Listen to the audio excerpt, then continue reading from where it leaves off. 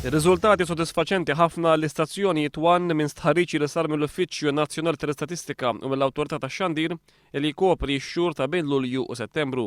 One Radio kien ikkonferma tal-darba oħra bħala l-iktar stazzjon segwit f'pajjiżna b'appoġġ ta' kważi 25% u kiseb l-aqwa riżultat fl-aħħar 3 snin. One Radio qed jgħaddi l-istazzjon tar-radju ta' warajh b'7% waqt li huwa popolari mal-Maltin u mal-Awċin 8 darbiet iktar milli huwa Radio 101. One ukoll kiseb riżultati tajbin ħafna u bejn Lulju u Settembru kien l-iktar stazzjon televiżiv popolari f'pajjiżna b'appoġġ ta' 22% u kiseb fost l-aqwa riżultati fl-aħħar 3 snin. Fuq it-tliet xhur ta' qabel zied l-appoġġ b'iktar minn 3% waqt li l-PBS naqqas l-appoġġ bi 11%. L-appoġġ li kiseb One huwa kważi 4 darbiet iktar qawwi milli għandu Net Television.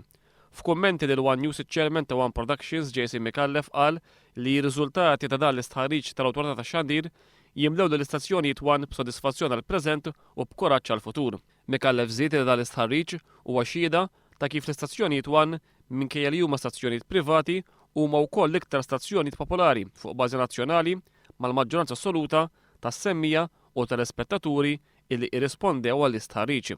Huwa ringrazzja lill-bord tad-diretturi, lill-management u lill-ħaddiema kollha ta' One u wkoll id-djar tal-produzzjonijiet illi jaħdmu ma' One u li dawk kollha illi jirriklamaw ma' One matul is-sena.